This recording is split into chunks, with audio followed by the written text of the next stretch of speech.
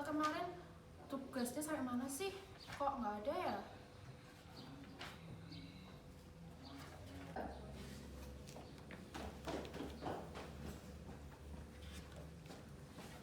Maaf ya, aku telat.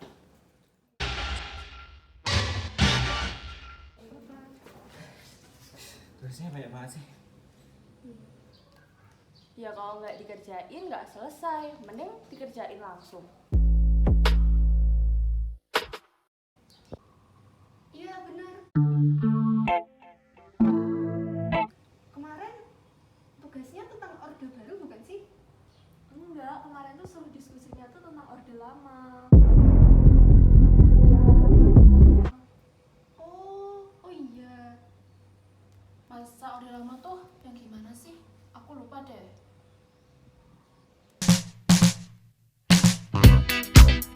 Oh, aku ingat.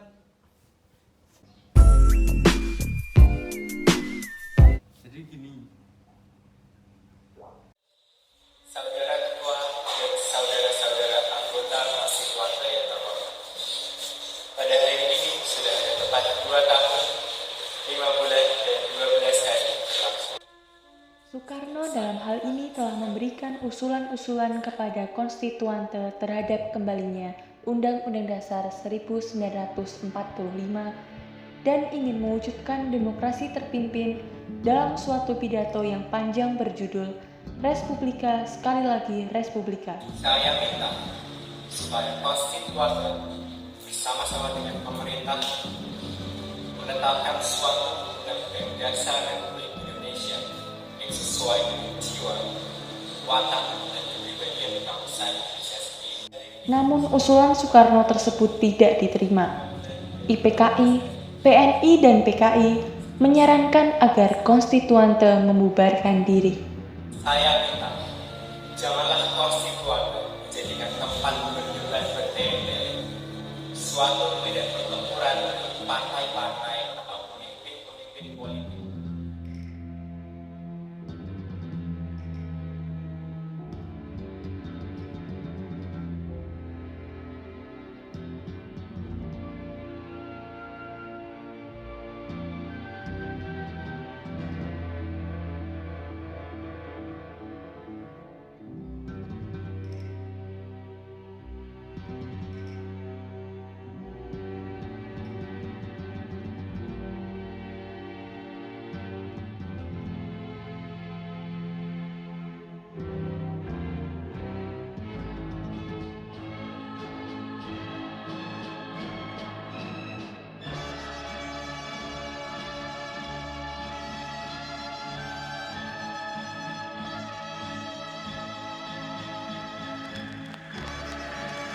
Anda memberi masukan.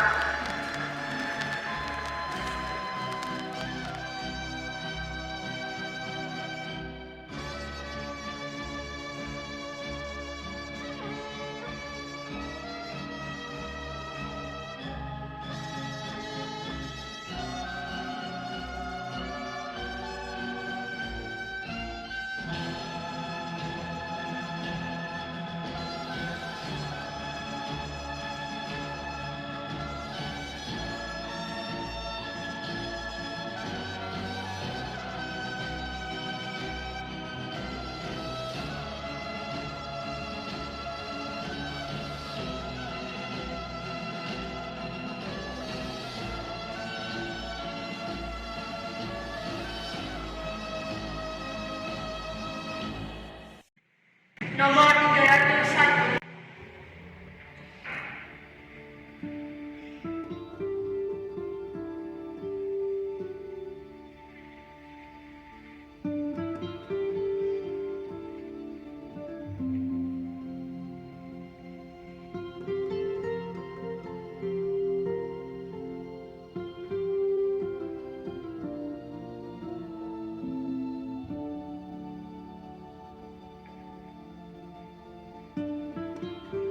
Nomor 400.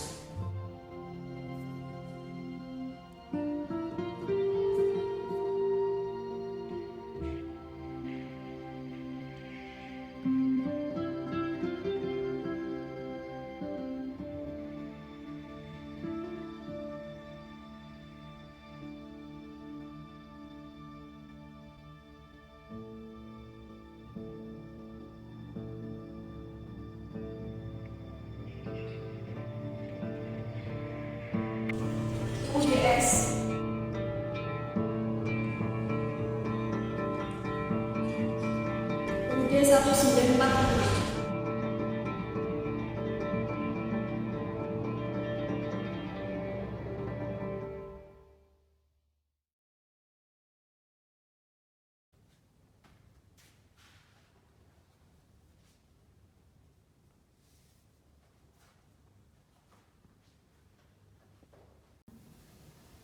Dekret Presiden. Dengan rahmat Tuhan Yang Maha Esa, kami, Presiden Republik Indonesia, Panglima Tertinggi Angkatan Perang, menetapkan pembubaran konstituante, menetapkan Undang-Undang Dasar 1945 berlaku lagi bagi segenap bangsa Indonesia dan seluruh tumpah darah Indonesia. Terhitung mulai dari tanggal penetapan dekret ini. Dekret Presiden tanggal 5 Juli 1959 telah membawa kepastian di negara Indonesia. Negara kita kembali menggunakan Undang-Undang Dasar 1945 sebagai konstitusi negara yang berkedudukan sebagai asas penyelenggaraan negara. Sejak berlakunya kembali Undang-Undang Dasar 1945, Presiden berkedudukan sebagai kepala negara dan kepala pemerintahan. Dan tidak berlaku lagi Undang-Undang Dasar sementara. Pembentukan Majelis Permusyawaratan Rakyat sementara yang terdiri atas anggota-anggota Dewan Perwakilan Rakyat ditambah dengan putusan-putusan dari daerah-daerah dan golongan-golongan serta pembentukan Dewan Pertimbangan Agung sementara akan diselenggarakan dengan waktu yang sesingkat-singkatnya.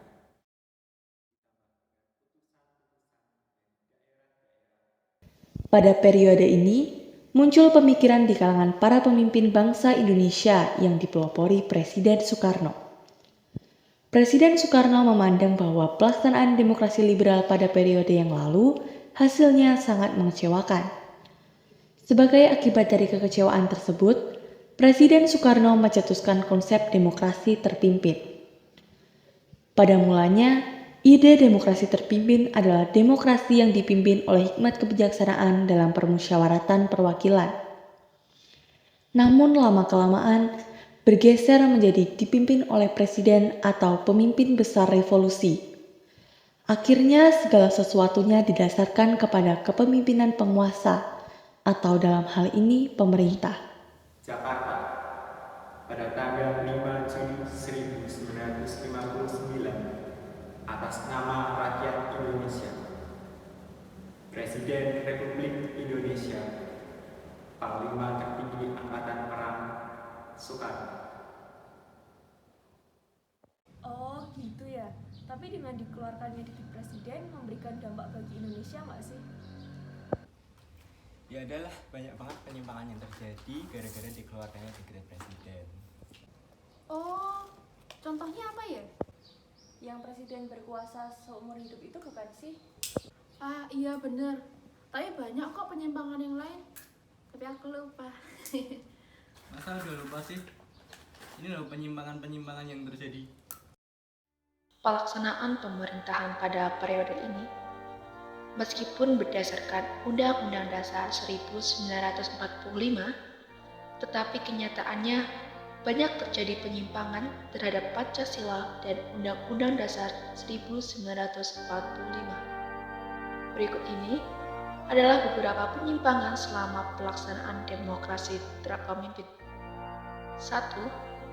Membubarkan DPR hasil pemilu dan menggantikannya dengan membentuk DPR gotong royong atau DPR GR yang anggotanya diangkat dan diberhentikan oleh Presiden.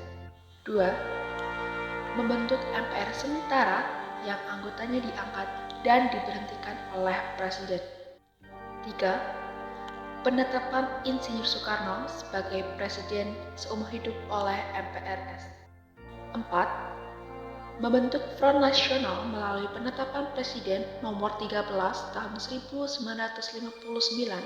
yang anggotanya berasal dari berbagai organisasi kemasyarakatan dan organisasi sosial politik yang ada di Indonesia. 5. Terjadinya pemerasan dalam penghayatan Pancasila. Pancasila yang berkedudukan sebagai dasar negara dan pandangan hidup bangsa diperas menjadi 3 unsur yang disebut Trisila. Kemudian, Trisila ini diperas lagi menjadi 1 unsur yang disebut Ekasila.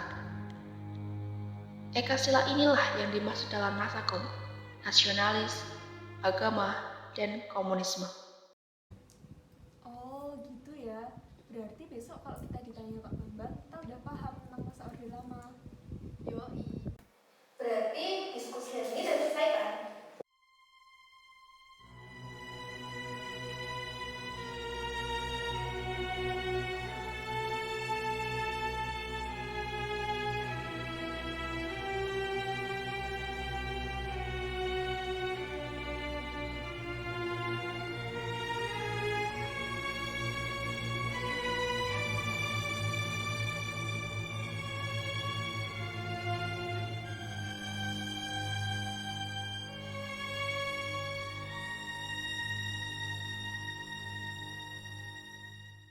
Iya benar. Kemarin tugasnya tentang Orde Baru bukan sih? Lama bro. Loh, ini salah. Nomor 301.